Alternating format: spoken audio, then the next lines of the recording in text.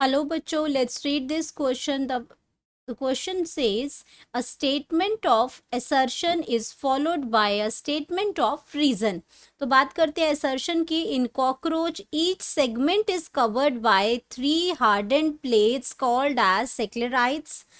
And reasoning क्या दे रहे हैं कि these sclerites are dorsal tergite, ventral side पे उसको स्टर्नाइट कहते हैं एंड लेटरल साइड पे उसको प्लूराइट्स कहते हैं. तो अब बात करेंगे सबसे पहले अपने की कॉन्सेप्ट की.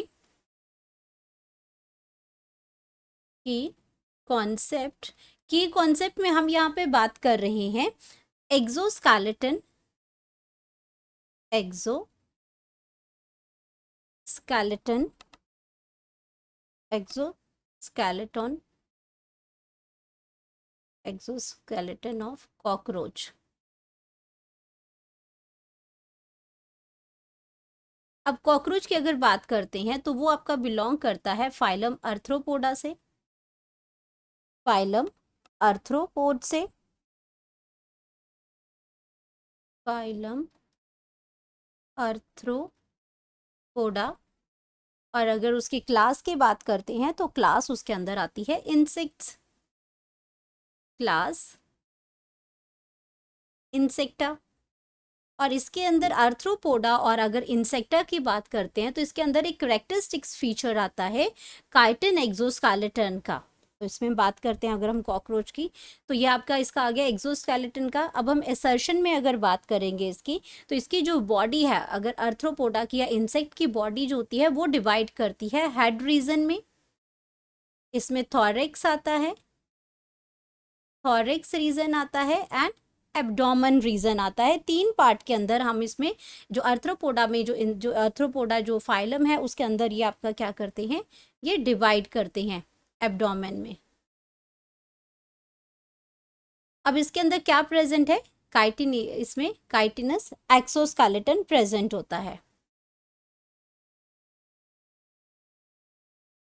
काइटिनस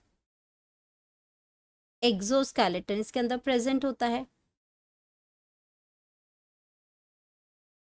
एक्सोस्केलेटन प्रेजेंट होता है जो काइटिन का बना होता है. तो ये तो था हमारा एक्सोस्केलेटन के बारे में बात. अब हम बात करते हैं अपने एसर्शन के बारे में. तो एसर्शन के अंदर क्या लिखा है कि कॉकरोच में each segment is covered by 3 hardened plates called sclerites. अब ये जो हार्ड कवरिंग है, अब इसमें क्या है, सेगमेंटेड है बॉडी इंसेक्ट की, हेड थोरेसिक और एब्डोमेन, थोरैक्स और एब्डोमेन के अंदर.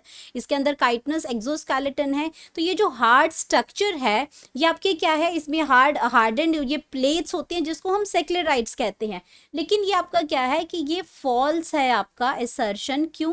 क्योंकि इसके अंदर ये जो आपकी जो सेक्लेराइट्स हैं ये इस तरह से 3 हार्डन्ड प्लेट्स नहीं होती हैं इसके अंदर. ये आपका क्या है, इसमें हार्डन्ड प्लेट्स होती हैं. ये आपका इतना करेक्ट है कि इसके अंदर क्या होती हैं, हार्डन्ड प्लेट्स होती हैं. Hardened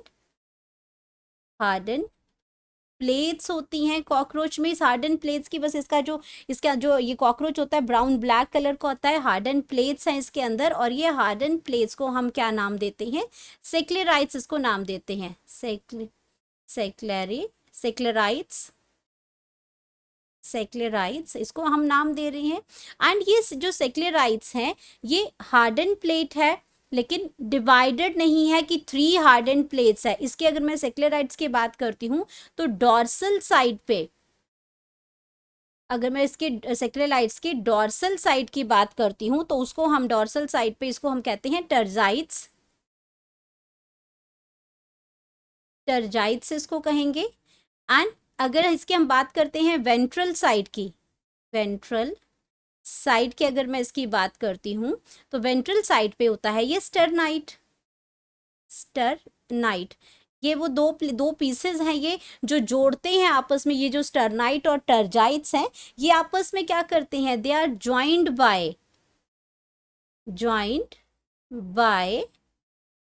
bye arthrodial membrane. Arthrodial membrane से ये प्लेट्स आपकी ज्वाइन होती हैं. आर्थ्रोडियल मैम्ब्रेन क्या है, आर्थ्रोडियल मैम्ब्रेन थिन फ्लैक्सिबल है ये आर्टिकुलर मेम्ब्रेन है, थिन फ्लेक्सिबल आर्टिकुलर मेम्ब्रेन है। कॉकरोच में आप देख सकते हो कि इतना हार्ड एक्सोस्केलेटन स्ट्रक्चर है इसके पास, काइटनस एक्सोस्केलेटन स्ट्रक्चर है जिसको हम सेक्लेराइड्स कहते हैं।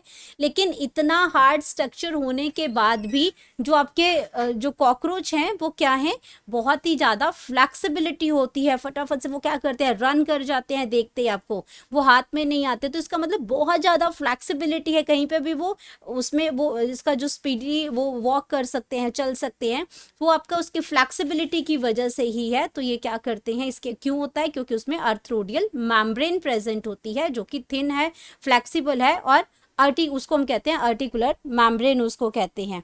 तो हमारे पास असर्शन की अगर मैं बात करती हूँ तो असर्शन तो क्या हो गया, फॉल्स हो गया। और अगर इसकी रीजनिंग की बात करती हूँ तो रीजनिंग में भी आपके इसके क्या सिर्फ डॉर्सल और वेंट्रल साइड की बात हो रही है यहाँ पे। इसका जो लेटरल प्लूराइड्स है, ये आपका जो रीजनिंग है, ये भी आपका क्या बन जाएगा, फॉल्स ही बन जाएगा। तो हमारे पास क्या आ जाएगा, जहाँ असर्शन भी फॉल्स है, जहाँ पे आपका क्या है, रीजन भी फॉल्स है, तो हमारे पास जो स्टेटमेंट आ जाएगी वो आ जाएगी करेक्ट ऑप्शन, जो हमारा आ जाएगा करेक्ट ऑप्शन आ जाएगा हमारा ऑप्शन नंबर 4, जहाँ पे असर्शन और रीजनिंग दोनों ही फॉल्स हैं, जिसको हम क्या करते हैं, अंडरलाइन कर लेते हैं, क्योंकि हमारा असर्शन और रीजन दोनों ही फॉल्स स्टेटमेंट्स हैं। Hope you understood it well, best of luck.